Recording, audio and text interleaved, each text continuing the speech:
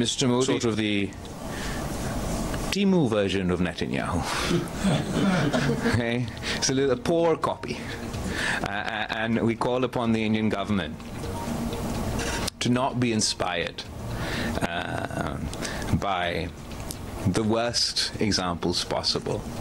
We pride ourselves, we in Pakistan pride ourselves that we're the heirs of the Indus Valley civilization. Ultimately, the fact of the matter is, above and beyond this accusation and counter-accusation and this finger-pointing, what actually will be more effective would be if Pakistan and India were to work together to combat terrorism. I am completely confident that if ISI and RAW sat down and worked together to fight these forces, we would see a significant decrease in terrorism both within India and Pakistan. At the moment, Pakistan is willing to put all cards on the table. We're saying, let's talk about terrorism, let's talk about Kashmir, let's talk about water, let's make peace. We're not shying away from any investigation, in fact, despite having no legal obligation under international law. We presented ourselves for international accountability because of the confidence we had that our hands were clean.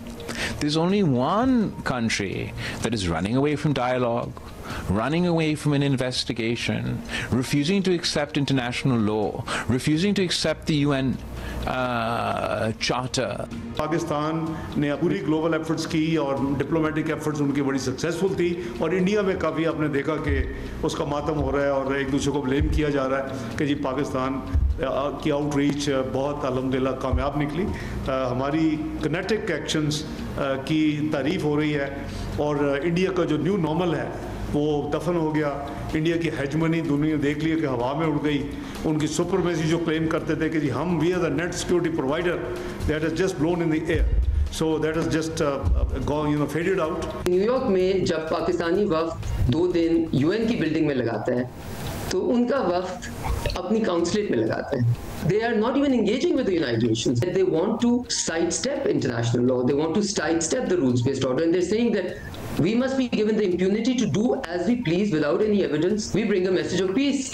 हम तो कह नहीं रहे कि हम India को isolate करना चाहते हैं, हम तो कह रहे हैं हम इस रीजन को कोहेसिव बनाना चाहते हैं। दुनिया पाकिस्तान को एक as a responsible player terrorism को खत्म करने के लिए देखती है। टेररिज्म को वेपनाइज करना हमारे ना इंटरेस्ट में है ना हम ये चाहते हैं। India unfortunately which has been exposed to the world use कर रहा है, पोलिटिसाइज कर रहा है terrorism for their strategic gain.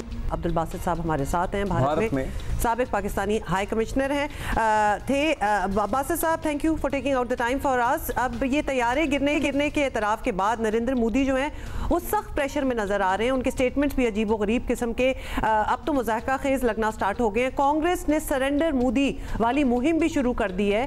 तो क्या पाकिस्तान पर हमले का जो मोदी सियासी फ़ायदा सोचे बैठे थे कि उनको होगा, अब उन्हें वो फ़ायदा मिलना मुमकिन है भी कि नहीं? देखिए, भारत भी ऑब्वियसली एक नैरेटिव तो बिल्ड कर रहा है, लेकिन भारत की ये मामला पहलगाम के बाद ये हो गया कि जहां पाकिस्तान सारी कौम यकजा खड़ी है, वहाँ भारत में अलबत्ता जिसने आपने बिल्कुल सही फरमाया, फिशर्स अब डेवलप हो गए हैं और एक मुश्किल सी सिचुएशन है भारत के लिए और प्राइम मिनिस्टर मोदी के लिए फॉर दैट मैटर। लेकिन मेरा अपना ख्याल ये है कि चूंकि अभी बिहार के इलेक्शंस आने हैं और अगला साल ज़्यादा इम्पोर्टेंट है भारत बीजेपी के लिए, ख़ास तौर पर वेस्ट बंगाल में जो इलेक्शंस हैं, तो मेरा ख्याल में ये सर्वाइव तो कर जाएंगे मोदी साहब, क्योंकि ऑपोजिशन जो है भारत वो डिमांड कर रही है कि स्पेशल पार्लियामेंट्री सेशन बुलाया जाए और मोदी साहब वो नहीं चाहते। ऑब्वियसली उनके लिए ज़्यादा एम्बैरेसमेंट का सामान पैदा होगा, इसलिए वो मोहतात रवैया इख्तियार किए हुए हैं। लेकिन भारत पाकिस्तान के खिलाफ जो उनका नैरेटिव है, जो रैलीज वो कर रहे हैं, वो अलबत्ता जारी रहेगा और ये सूरत हाल मेरा ख्याल है कि सियासी तौर पे अभी कोई ऐसा खतरा मोदी साहब को नहीं है। ठीक है कि अभी सियासी कोई बहुत बड़ा डेंट नहीं पड़ा है, अलबत्ता फिशर्स ज़रूर डेवलप हो गए हैं। अपने घर में मोदी सरकार की तो हमने बात कर ली, बाकी दुनिया में उनका हाल ज़रा ख़राब चल रहा है।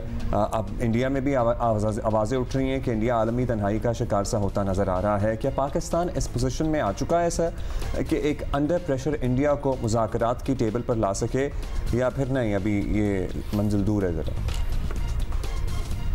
देखिए, जहाँ तक मुज़ाकरात का ताल्लुक है ना, मुज़ाकरात बराए मुज़ाकरात तो पहले भी हम करते रहे हैं।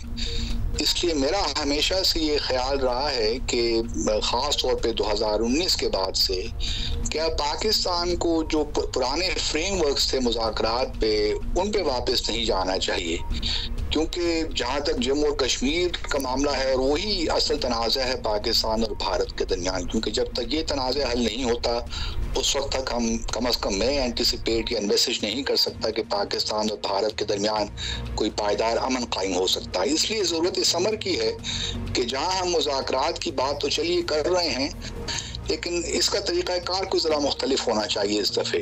मेरा अपना ख्याल ये है कि कुछ हमें बैक चैनल पे इनफॉर्मल अनस्ट्रक्चर्ड डायलॉग की ज़रूरत है इस वक्त भारत के साथ, जहाँ पे हम हर मामला ओपनली डिस्कस कर सकें और नताइज पे पहुँचें। नतीजा खेज़ मुज़ाकरात नहीं है तो फिर फ़ायदा नहीं है। मुज़ाकरात बराए मुज़ाकरात तो हम पिछले 77 सालों से कर रहे हैं और अभी तक जो हालात हैं हमारे सामने ही हैं। बहुत से लोगों का सर यही कहना है कि अब ये वफ्द सारे वहाँ जा ही रहे थे तो आपस में ही मिला देते, किसी और से क्यों मुलाकातें कर रहे हैं, कुछ आपस में बात कर लेते तो वो बैक डोर या चलेंगे तो आप फ्रंट डोर ही हो जाता, तो कोई शुरुआत तो होती, लेकिन खैर ऐसा नहीं हम देख रहे होते हुए। ये बताइएगा कि इस पूरी सूरत हाल में एक तरह से बर्तरी के बावजूद पाकिस्तान अब भी मुफाहमत, डी एस्केलेशन बल्कि इंसदाद दहशत गर्दी के लिए ISI रॉ इश्तराक की बात भी कर रहा है, जो कि काफ़ी वैसे तो अनथिंकेबल सी ही सिचुएशन लगती है, लेकिन ये सब बड़ी इंटरेस्टिंग ऑफर ज़रूर हैं। क्या उम्मीद रखनी चाहिए कि इंडिया इनको मतलब सीरियसली लेगा भी? देखिए, भारत कभी इनको संजीदा नहीं लेगा। 2006-7 में भी हमने दोनों ममालिक ने एक जॉइंट हमने एंटी टेररिज्म मैकेनिज्म बनाया था, भारत ने उस पर भी कभी उसको इन्वोक नहीं किया। 1-2 मीटिंग्स उसकी हुई लेकिन उसके बाद भारत ने विड्रॉ कर दिया।